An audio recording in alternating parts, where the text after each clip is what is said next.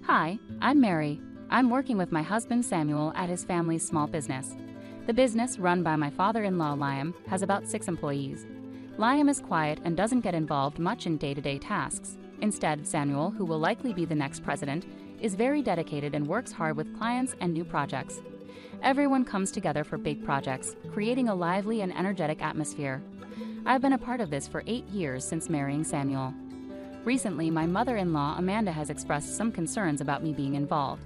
When I came home early to make dinner while Samuel worked late, Amanda confronted me, saying, "How long are you going to stay in our family business?" It seemed like she was more focused on criticizing me than enjoying her retirement. In response, I kept calm and asked, "What do you mean by clinging?" Amanda jumped in, suggesting that my marriage to Samuel was just a way for me to get a job at their company and that I was taking advantage of it. This wasn't the first time she had made such accusations, and it was becoming a regular issue. When I married Samuel, I chose to leave my old job and join his family's business because I wanted to, not because I had no other options, as Amanda seemed to think. I tried to explain, "Mom, it's not that I couldn't work elsewhere. I chose to be here." But she didn't seem to understand and continued to believe her own assumptions about my reasons.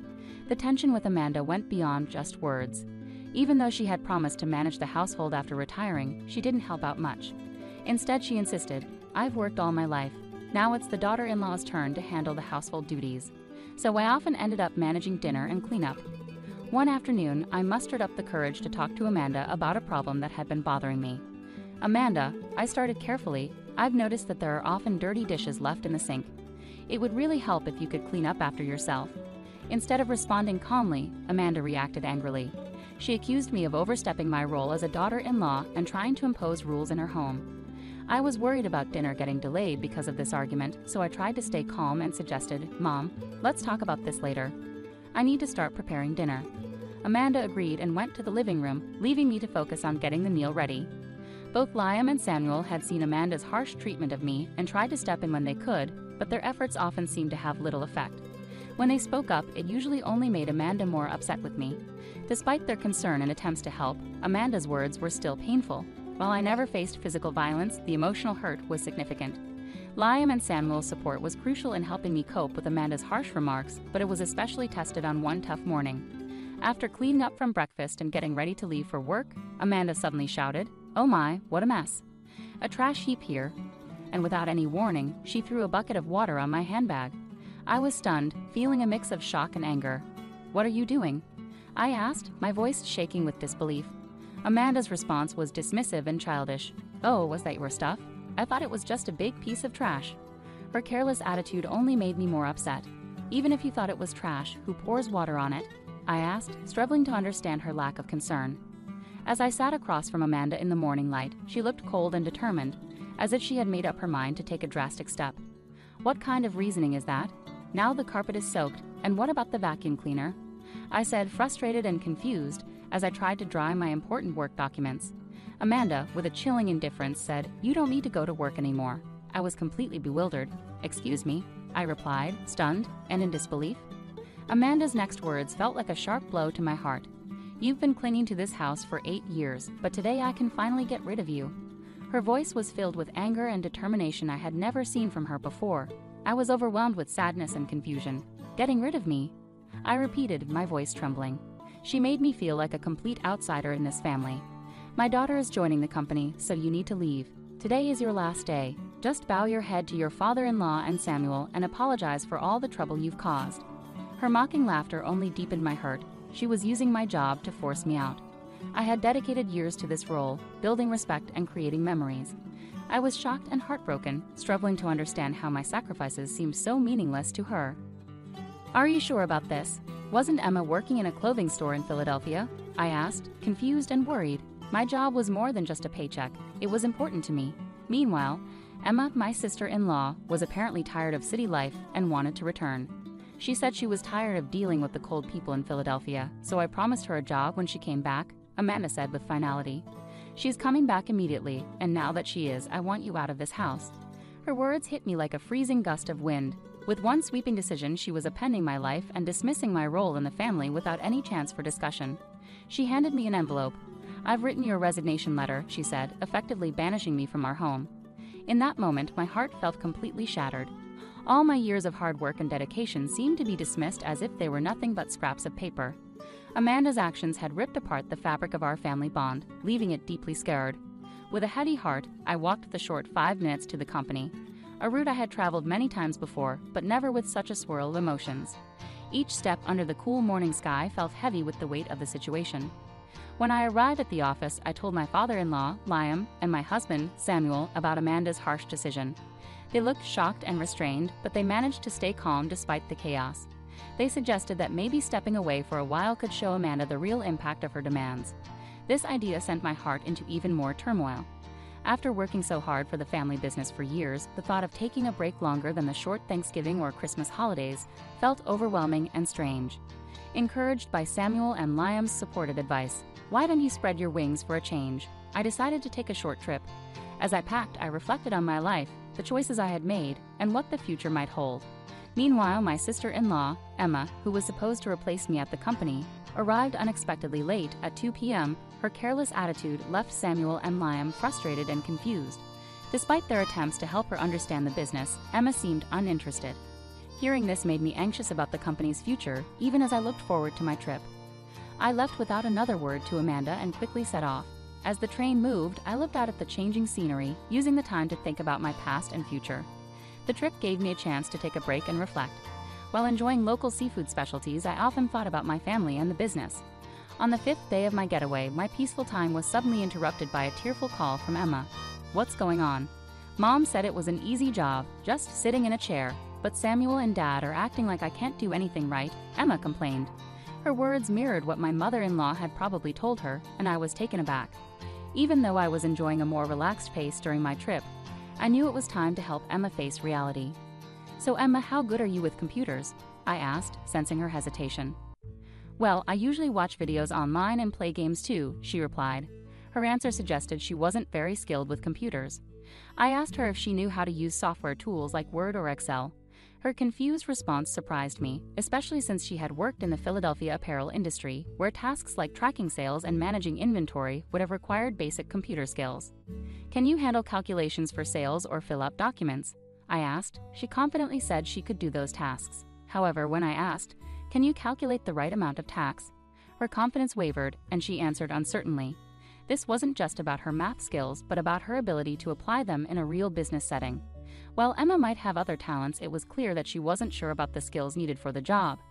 Her discomfort with calculations seemed to be a big part of why Liam and Samuel were criticizing her. "It's crucial to confront the motives of my mother-in-law and her supporters who want to push me out," I said. "Since you're taking over my role, I expect you to manage the accounting tasks properly. Remember that email etiquette is important. A casual tone might work with friends, but it's not suitable for business communications. Also, you'll be responsible for scheduling staff shifts. Our team is small, but we take everyone's requests for time off seriously, so make sure not to prioritize your convenience over theirs." I advised her firmly, continuing to outline her responsibilities. I could hear Emma sobbing on the other end of the line. It was a tough conversation, but it was necessary for her to understand the reality and expectations of the role she was stepping into. Emma abruptly ended the call, clearly overwhelmed by the tasks at hand. Over the next 4 days, I took the opportunity to explore Philadelphia, the very place Emma had left. Surprisingly, I found the people there warmer than expected, which was a stark contrast to the cold-hearted nature of my mother-in-law, Amanda, and Emma, who seemed determined to push me out. A week after leaving my job, I returned to my in-laws' house. As soon as I arrived, Amanda confronted me, her face red with fury. "How dare you make my daughter cry? You won't get away with this." Amanda yelled, her eyes filled with anger and confusion. Before she could reach me, Samuel and Liam stepped in, trying to calm her down. Despite their efforts, Amanda's anger showed no signs of easing. Samuel explained calmly but firmly, "Emma is upset because she was scolded for trying to boss around her employees, even though she doesn't know how to do the job properly. It's not Mary's fault. Besides, Mary hasn't been here for a week, so she couldn't have upset Emma." Amanda shot back emotionally, "It's because of her. This woman is the reason for Emma's troubles."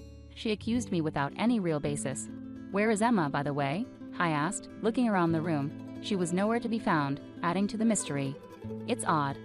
Emma has nowhere else to go since she gave up her apartment in Philadelphia. I assumed she'd be here," I said, puzzled. Samuel then shared, "Emma's locked herself in her room. She's been crying and doesn't want to go to work anymore. She's overwhelmed because she doesn't have the skills needed for the job." Amanda was still upset and accused, "You've been turning Samuel and Liam against me. They wouldn't say the company is doing better with you instead of Emma unless you made them think badly about her." Samuel sighed deeply, clearly tired of the family drama and his failed attempts to clear things up. "Mom," he started again, trying to explain, "it might sound unusual, but Mary is really good at her job. She's certified in bookkeeping, she's great at secretarial work, and she even studied Spanish abroad. She manages all the multilingual communications of the company." He said this proudly. Amanda looked surprised, obviously not knowing about my qualifications and what I had done. "That sounds like something from a TV show," she mumbled. Thinking back, I shared that in college I was so focused on getting various certifications and studying that I barely had time for social activities or romance. It was during this time that I met Samuel when he visited my company for business.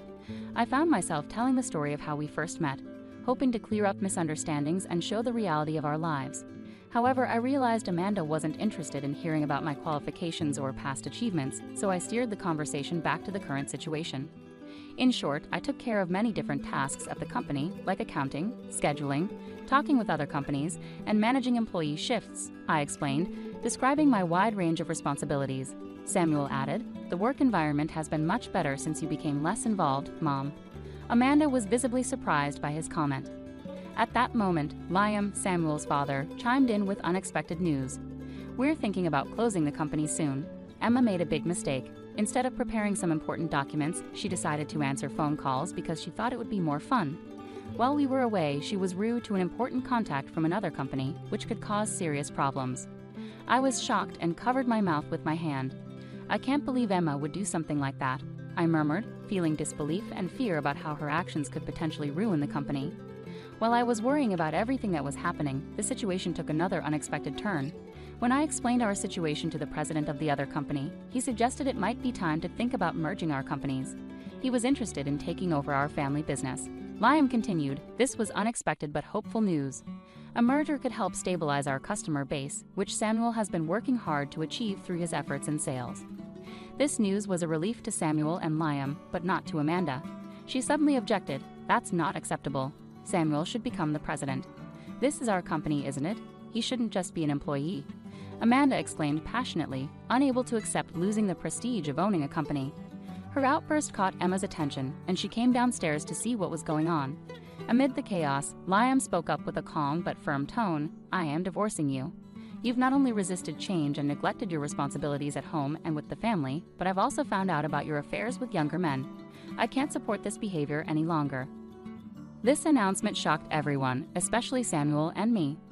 Liam then took some divorce papers and a photo of Amanda with a young man from a shelf in the living room and placed them on the table. "If you look at these divorce papers now and pack up your things, I won't ask for alimony.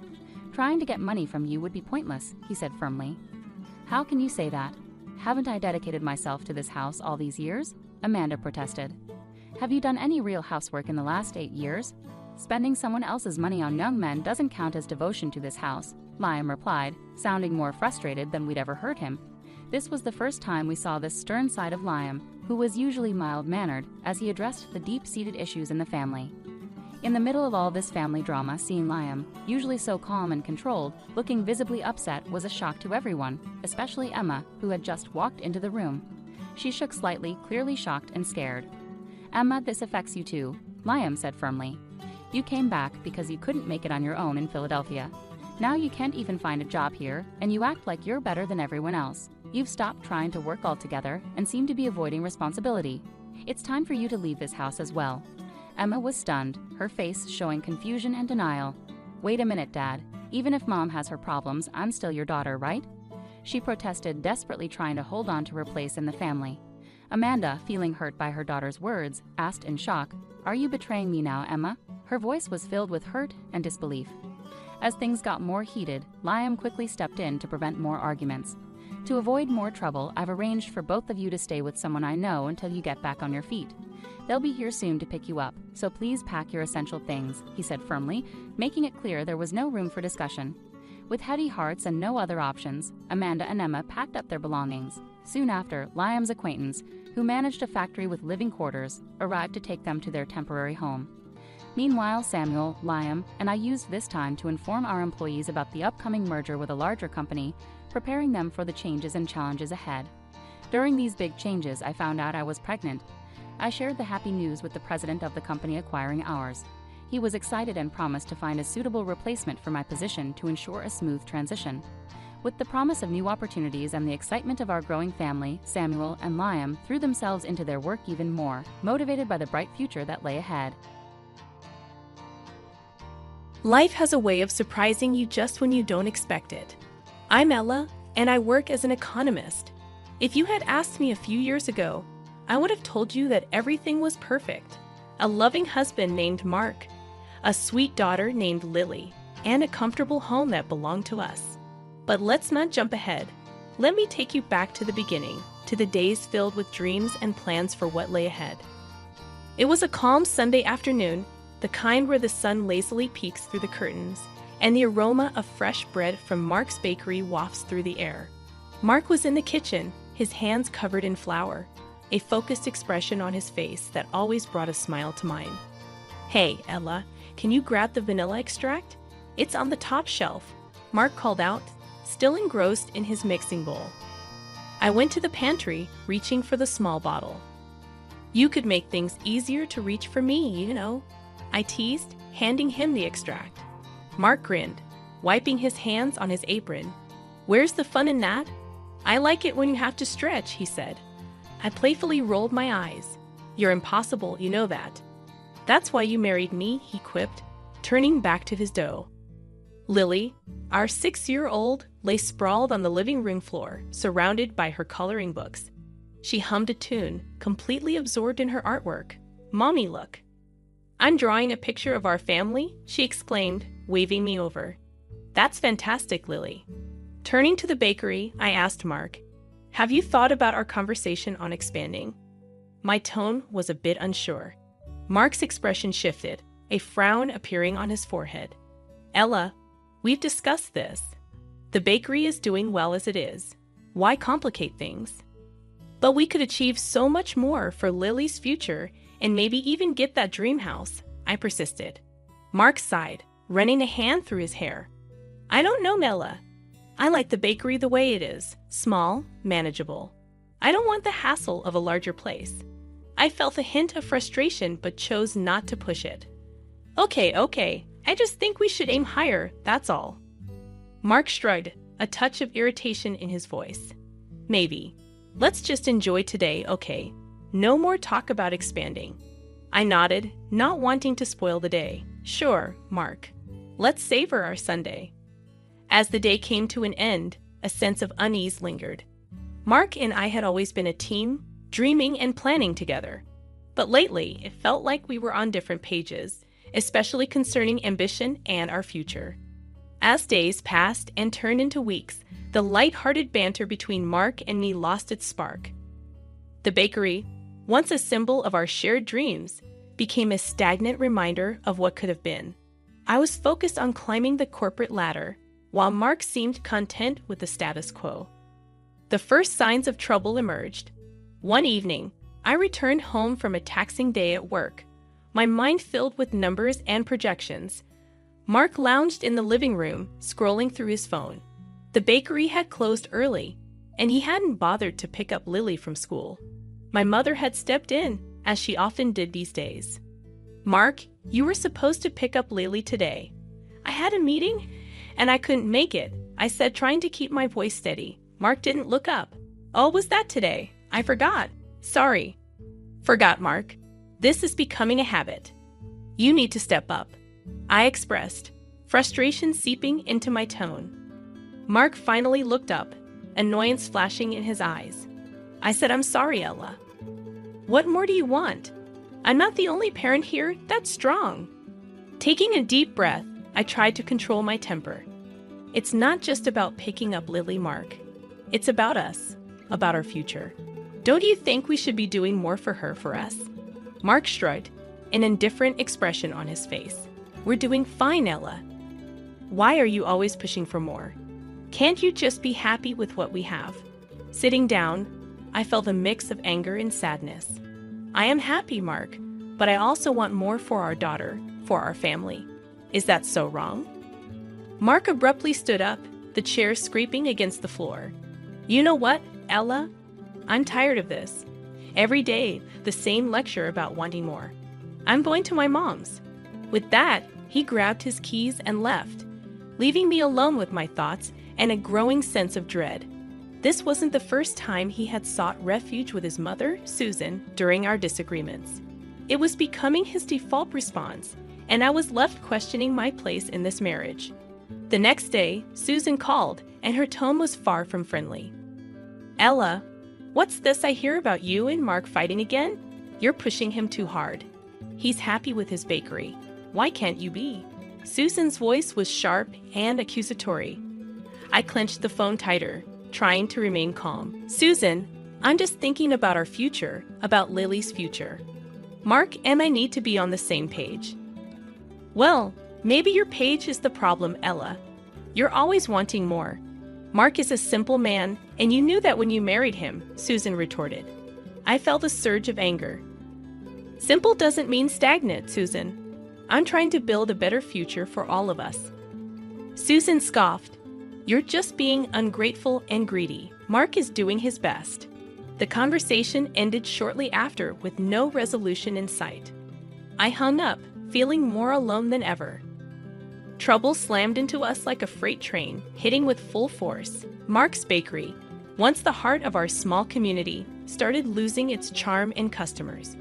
Bills piled up, and the once cozy bakery felt more like a sinking ship.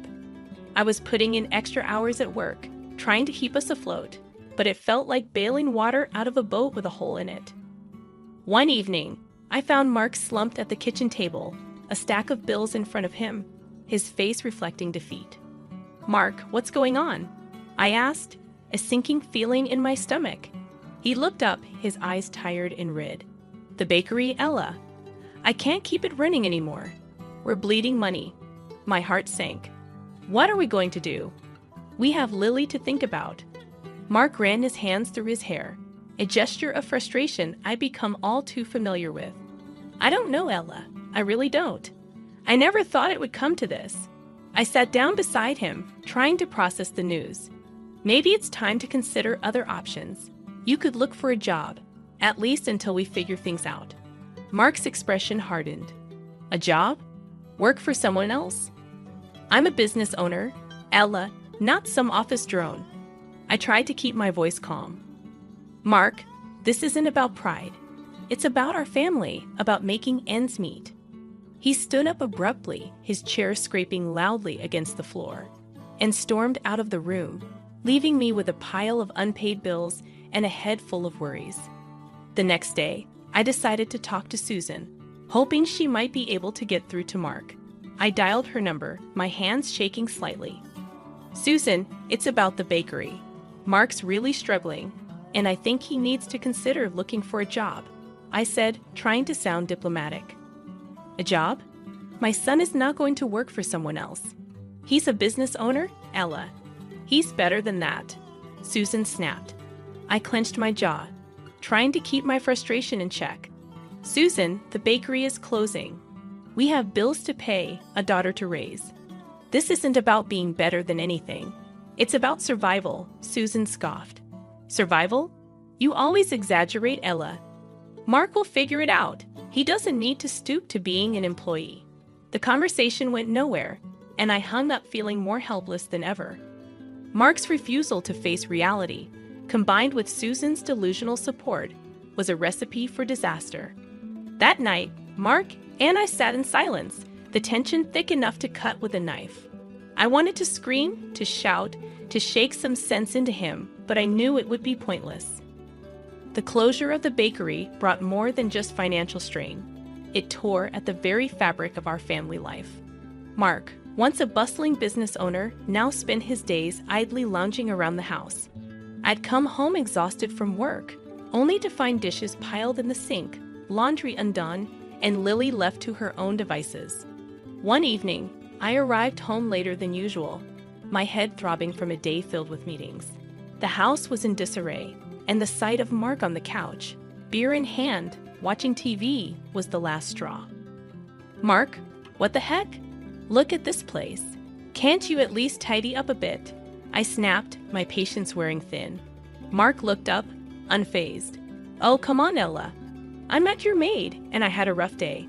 I was flabbergasted. Rough day doing what, Mark?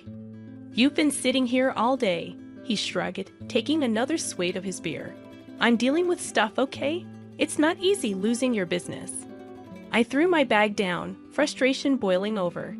And you think it's easy for me, working all day to keep us afloat while you do nothing. Mark stood up, his face a mask of anger. I'm not doing nothing, Ella. I'm trying to figure things out. Figure what out, Mark? How to avoid responsibility. We have a daughter, for God's sake, I retorted, my voice rising. He shot back. Don't you think I know that? I don't need you nagging me every day. The argument escalated with harsh words and accusations flying back and forth. Lily, hearing the commotion, came into the room, her eyes wide and scared. Mommy, Daddy, please stop yelling, she pleaded, her voice small and shaky. We both fell silent, the anger dissipating as we looked at our daughter. Mark muttered something under his breath and walked out, leaving me to comfort a crying Lily. The days that followed were a blur of silent meals, curt exchanges, and an ever-widening gulf between us. I was struggling to keep it together, juggling work, household chores, and caring for Lily, while Mark seemed to retreat further into his shell. The tension in our house had become a constant, like some unwelcome guest who had overstayed their welcome. But nothing prepared me for what came next. It began with small amounts of cash disappearing from my purse. Initially, I thought it was my own forgetfulness, but then the sums grew larger. One evening, after realizing another missing $50, I confronted Mark. He was in the living room as usual, eyes fixed on the TV. Mark, have you been taking money from my purse? I asked, attempting to keep my voice steady. He didn't look at me. What? No, why would I do that? I felt a surge of anger. Because it's missing, Mark, and I know I didn't spend it. Mark finally turned to face me, his expression defensive. Look, I needed some cash, okay? It's not a big deal. I was incredulous. Not a big deal? It's stealing, Mark, from your own wife. He stood up, his voice rising. I don't need a lecture, Ella. I took a bit of cash for beer. It's not like I'm blowing it on something stupid. I couldn't believe what I was hearing. Beer? You're stealing money for beer while I'm working day and night to keep the family together. Mark's face hardened. Yeah, beer. It's not like I have much else to enjoy these days. I felt a mix of anger and sadness. That's your excuse? I'm out there busting my back, and you're here drinking away our money. Mark scoffed. Oh, please, you're always so dramatic. It's just a few bucks. I took a deep breath, trying to calm down. This isn't just about the money, Mark. It's about trust. How can I trust you if you're stealing from me? Mark didn't answer, just turned back to the TV, effectively ending the conversation. The next day, I made a decision. I called Susan to talk about the situation. It's about Mark. He's been taking money from my purse for beer, I said, attempting to keep my emotions in check. Susan laughed, a harsh, grating sound. Oh, Ella, you're making a mountain out of a molehill. He's just having a tough time right now. I couldn't believe her response. Susan, he's stealing from me. How can you just brush that off? Susan's tone was dismissive. He's your husband, Ella. What's yours is his. Besides, it's just a bit of cash. I felt a flash of anger. Just a bit of cash. That's not the point, Susan. He's not contributing anything. And now he's taking what little we have left. Susan was unyielding. Well, I don't see the problem. He needs to unwind. You're being too hard on him. I hung up, realizing that talking to Susan was pointless. She was never going to see things from my perspective. One morning, I woke up to find Mark's side of the bed empty. That wasn't unusual these days. But as hours turned into a full day without a word from him, worry started to set in. I called his phone repeatedly, but it went straight to voicemail. Finally, after a week of silence, I heard the front door open. Mark walked in, looking different. There was an unfamiliar air of confidence about him. He wasn't alone. His mother, Susan, strutted in behind him with a smug look on her face.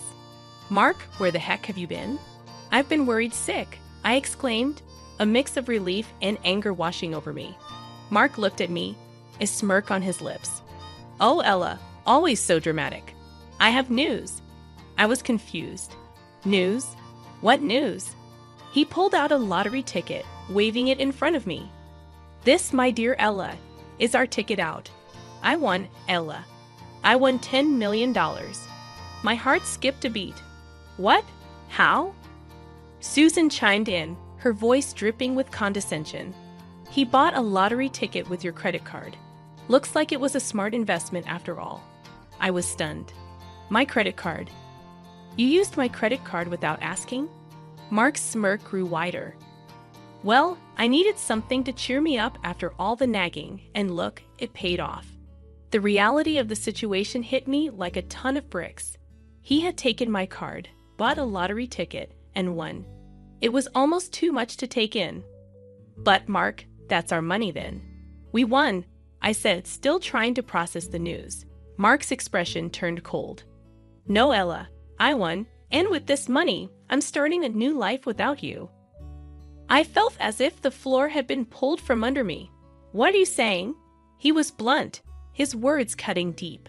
I'm saying I'm leaving you, Ella. I'm tired of this life, tired of you. I want a fresh start, and now I can afford it. Susan laughed, a cruel sound that made my skin crawl. Oh, Ella, you really thought you were so smart, didn't you? But you see, you've underestimated my son. He's a winner, and you're just left with nothing. Mark grabbed a suitcase he had apparently packed earlier. I'm moving in with Mom. You can keep the house and whatever else. I don't need it anymore. Reeling from Mark's departure and his shocking betrayal, I knew I had to act fast. The first thing I did was call a lawyer, Mr. Jacobs, a no-nonsense man with a reputation for being tough and fair. Mr. Jacobs, my husband won the lottery with a ticket he bought using my credit card. And now he's leaving me and taking everything, I explained, my voice shaking with emotion. Mr. Jacobs listened intently, his voice calm and steady. All right, Ella, let's meet tomorrow. We'll go over everything, and I'll see what we can do. The next day, I sat in Mr. Jacobs' office, poring over bank statements and the credit card transactions that showed the purchase of a lottery ticket. Based on this, we have a strong case, Mr. Jacobs said, his eyes scanning the documents. The ticket was bought with your money, which means you have a claim to the winnings. I felt a glimmer of hope. So what's our next step? We file for a court injunction to freeze the lottery winnings until this is sorted out legally. Then we prepare for a court battle, he replied, his tone determined. The court day arrived faster than I had anticipated. Mark and Susan were there, smug looks on their faces as if they had already won. My heart was pounding as I took my seat, Mr. Jacobs beside me. The judge, a stern-looking woman, called the court to order. Mr. Jacobs presented our case with clear, concise arguments, emphasizing the transaction and my contribution to our family's finances. Mark's lawyer tried to argue that the ticket was a separate entity from our marital assets, but Mr. Jacobs countered effectively, showcasing the joint nature of our finances and Mark's lack of contribution. Then it was time for Mark to take the stand. His lawyer asked, Mr. Johnson, did you use your wife's credit card to purchase the lottery ticket? Mark replied with a hint of arrogance in his voice. Yes, but it was just a stroke of luck. It has nothing to do with her. And what were your intentions with the winnings? His lawyer continued. Mark glanced at me before answering, to start a new life. I was tired of being underappreciated and belittled. I felt a surge of anger, but remained silent. It was my turn to testify. Mr. Jacobs asked me, Mrs. Johnson, can you tell the court about your financial contributions to your household? I took a deep breath. I've been the primary breadwinner for the past few years. I paid the bills, took care of our daughter, and even supported Mark's mother financially. The judge listened intently, occasionally jotting down notes. After both sides presented their cases, she called for a recess before making her decision. The burden was excruciating. When summoned back in, the judge scrutinized both of us before announcing her decision. Considering the evidence and the circumstances, I rule that the lottery winnings are a joint marital asset. Therefore, I award 3/4 of the winnings to Mrs. Johnson and 1/4 to Mr. Johnson. Mark's face displayed shock, and Susan's smugness vanished. I released a breath I hadn't realized I'd been holding. It was more than a legal triumph. It was justice. Life post-courtroom drama felt like stepping onto a new path, one brimming with possibilities and fresh challenges. My focus was on Lily, and with the hard-fought winnings, we secured a stable future. Meanwhile, rumors circulated that Mark and Susan had squandered their share on frivolous pursuits and were now left with nothing. One day, while running errands, I crossed paths with Mark. He was a mere shadow of his former self, unkempt, disheveled clothes, and an aura of defeat surrounding him. "Ella, look at what you've done to me. I'm broke and dead, and they're taking the house," he blurted out, his voice tinged with desperation. I looked at him, feeling no sympathy. "Mark, you did this to yourself. You and your mother couldn't handle the money, and now you're paying the price." He scowled, bitterness seeping through his words. "So you're just going to gloat, see me suffer?" I shook my head, my resolve unwavering. "I'm not gloating, Mark. I'm just living my life. You made your choices, and I made mine." He attempted to interject, but I cut him off. "You know, Mark, you and your mother never forgave me for claiming what was rightfully mine. You spend your share without a thought for the future. That's on you." Mark's face contorted with anger, but there was a hint of regret in his eyes. "You could have shared more. You could have." I interrupted him. "I could have what, Mark? Rescued you after you betrayed me? After you and your mother ridiculed me? No, I've moved on." He stood there defeated as I walked away. In that moment, I realized how far I had come. I had faced betrayal and heartache, but I hadn't let it break me. Instead, I built a better life for Lily and me, a life founded on hard work and prudent choices. Alex's sharp command pierced the noisy kitchen as he ordered, "Alara, get me some tea now." Pausing with soapy hands, I replied, "Hold on, I'm doing the dishes." His impatient tone interrupted. "Stop that and bring me the tea quickly. Can't you follow simple orders?" Mrs. Whitmore, my mother-in-law, chimed in from the living room, requesting sweet coffee while devouring cake with a malicious glint in her eyes. Looking at the towering stack of dishes, I sighed. "There are so many. Leave them for later. Just do what we say, useless wife." Alex's words were like a whip, each one stinging. At 28, I was a Lara, a working mom feeling trapped in a life more like a prison than a home. Married at 23, I had hoped for love and companionship, but found myself entangled with Alex and his domineering mother. My only source of joy, our 4-year-old son, was a bright spot in my otherwise bleak world. Living in Alex's parents' house was a decision forced upon me under the guise of caring for Mrs. Whitmore after my father-in-law's passing. At first, I felt sorry for her apparent grief, but it soon became evident that I was just a pawn in her cruel game of domestic control. Whether it was cooking, cleaning, or working, my efforts were never enough. Mrs. Whitmore would scorn my meals, leaving them untouched or harshly criticizing them. "The stir-fry is so half-hearted," she'd scoff. "Cook it properly from scratch." "I'm busy and can only make simple things," I'd reply, trying to keep my composure. "That's why I hate back talk from a daughter-in-law," she'd snap. "Cook from scratch. Why don't you cook then? You're a good cook, right?" I dared to retort once, instantly regretting it. "Why would I do housework when you're here?" Her response was cold and dismissive. "Are you out of your mind?" Their cruelty escalated from harsh words to a chilling silence. They began to completely ignore me, as if I were a ghost haunting my own home. My presence, once undervalued, now felt entirely invisible. 5 years passed in this suffocating atmosphere. Alex and I turned 35 and 33, respectively. Our son grew, but the oppressive air in the house remained unchanged. My 63-year-old mother-in-law seemed to feed off my unhappiness. One evening, As I dragged myself home from work, a heavy realization hit me. I felt utterly purposeless in their eyes, a shadow, unseen and unheard. The only voice acknowledging me was that of my son, and the thought of losing even that small recognition was unbearable. Upon returning home, I immediately started cooking, attempting to dispel the gloom. I prepared mapo tofu, fried chicken, and a bell pepper and pork stir-fry, hoping to inject some normalcy into our dinner. Abruptly breaking his long silence, Alex commanded, "Bring me the mayo." "Sure, here you are," I replied, handing him the mayonnaise. His first words to me in ages were not of gratitude or conversation, but a mere order.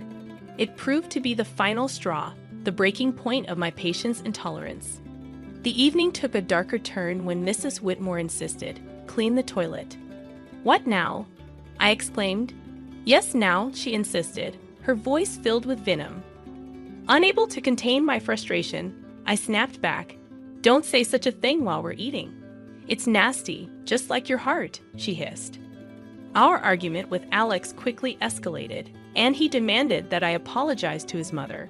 However, for the first time in years, I stood my ground and refused.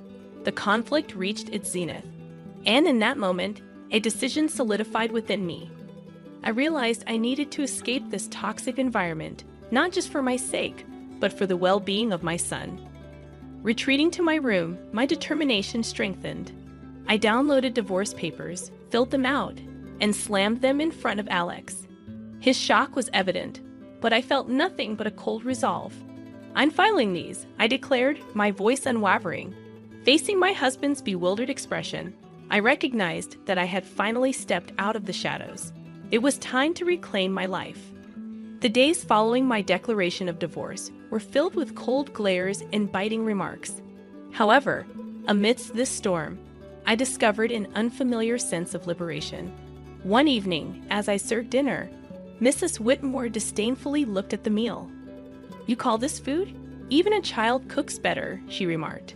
I bit my tongue, focusing on my son's smiling face. "Eat up, sweetheart. I made your favorite tonight," Alex chimed in, his voice dripping with sarcasm. "Oh, playing the perfect mother now, are we? What a joke." Despite the anger simmering within me, I maintained my composure. "I'm just trying to make a nice dinner for our son," I calmly replied. Mrs. Whitmore scoffed. "Don't act high and mighty. You're just a burden in this house." The tension at the table thickened, and Alex's attempts to belittle me only intensified. "So, Alara, have you thought about how you'll survive after the divorce? You can barely keep a house, let alone your own life," Alex challenged. I looked him squarely in the eye. "I have been supporting this family for years. I'm not worried about taking care of myself and our son." Mrs. Whitmore interjected, "We manage. We don't need your pity money."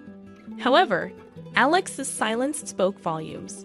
He knew the truth. Without my income, they would be in dire straits. In the following days, their behavior became increasingly erratic. Mrs. Whitmore oscillated between sweet-talking me into staying and hurling insults when I didn't comply.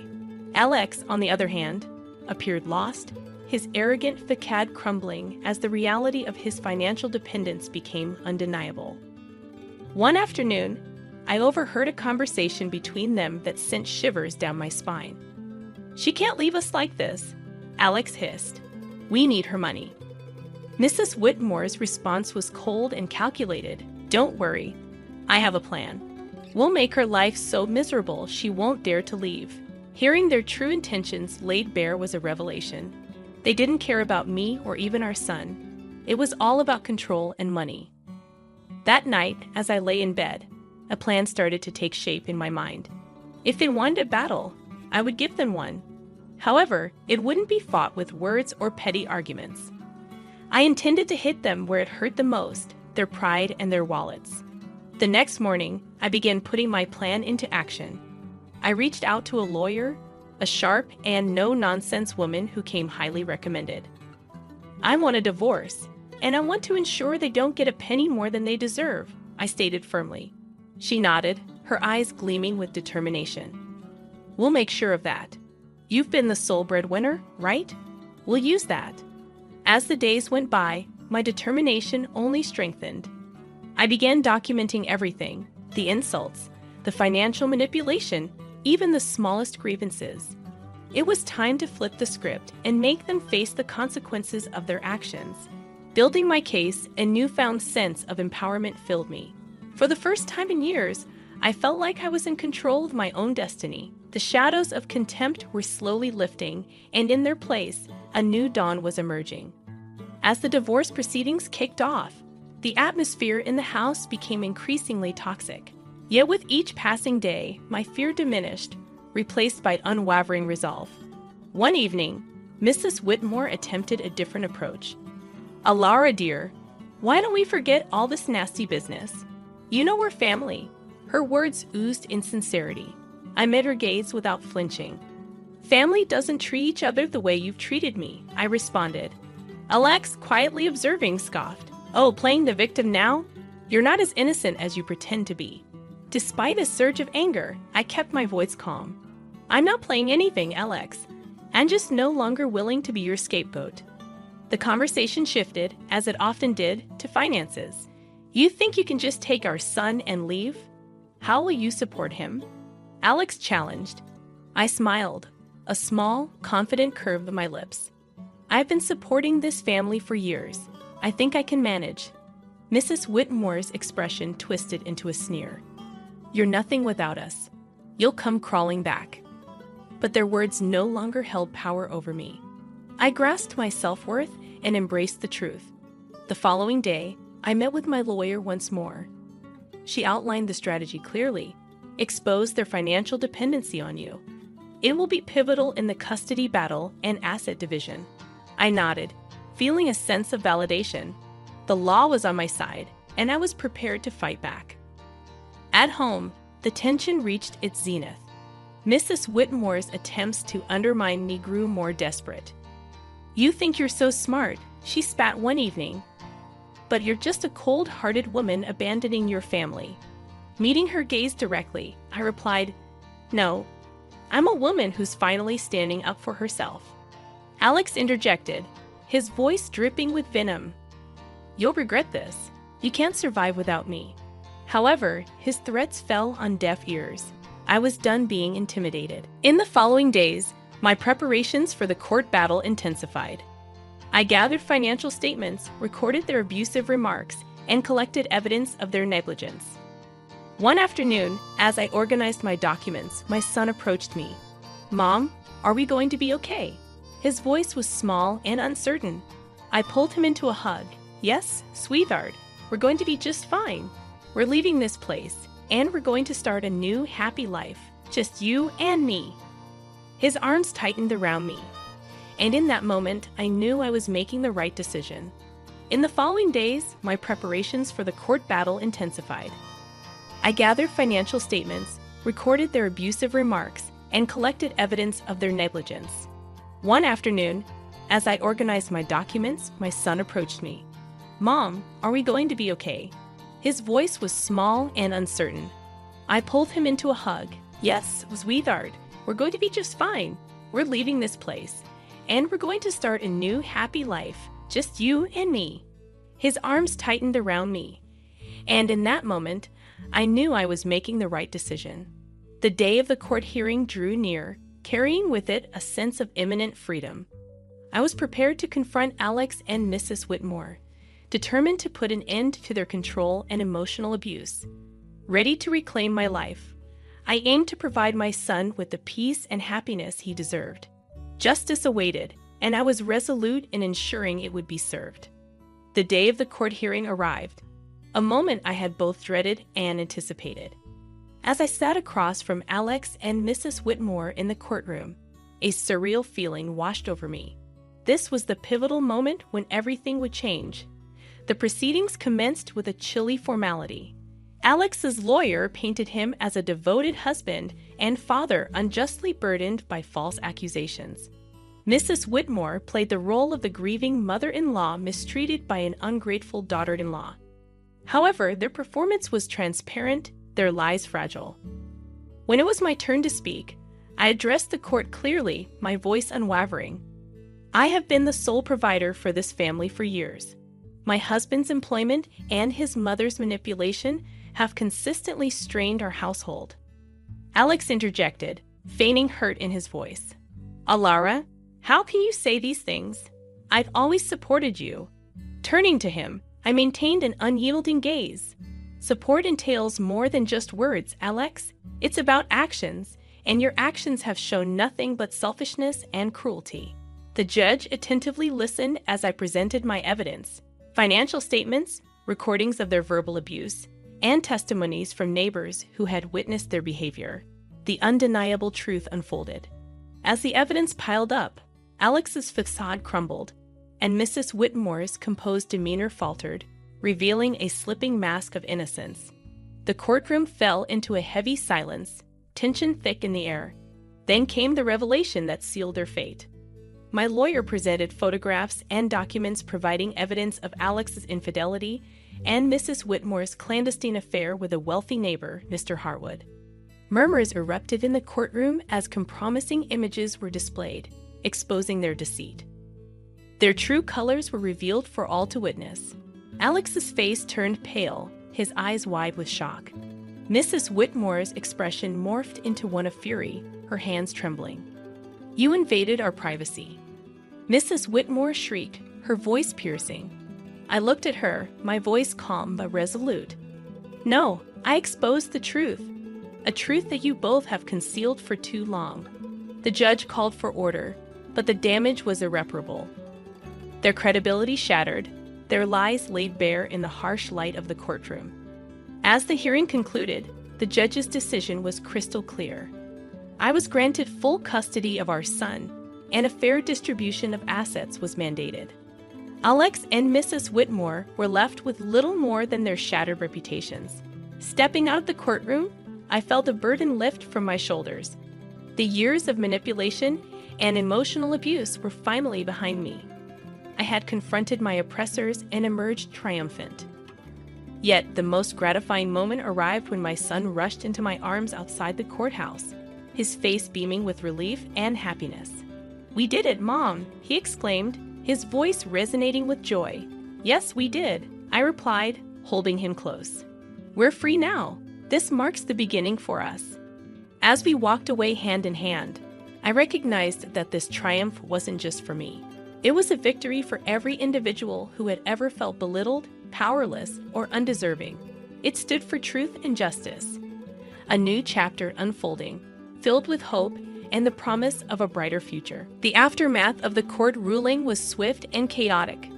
News of Alex and Mrs. Whitmore's deceit swiftly circulated, staining their reputations in our tight-knit community. They could no longer shield themselves behind a facade of respectability. In the days following the verdict, I dedicated my efforts to rebuilding my life with my son. Yet, I couldn't deny the satisfaction that came from knowing Alex and Mrs. Whitmore were facing the consequences of their actions. One evening, as I was preparing dinner, an unexpected visitor arrived. Mrs. Harwood, the wife of the wealthy neighbor involved in the affair. Her eyes were red with unshed tears. Alara, I heard about everything. I can't believe what Sylvia, Mrs. Whitmore, did. Her voice broke, and I could see the pain etched on her face. I invited her in, offering a cup of tea. As we sat at the kitchen table, she poured out her heartache. Mrs. Whitmore's actions had caused more damage than she had ever anticipated. The next day, I encountered Alex in town. He was a mere shadow of his former self, his arrogance replaced by a defeated look. Alara, please, can we talk? He asked, his voice barely audible. I stopped, facing him. What is there to talk about, Alex? Fidgeting, he couldn't meet my eyes. I am sorry for everything. I didn't realize how much I depended on you, on your strength. Though belated, his apology signaled a shift in power.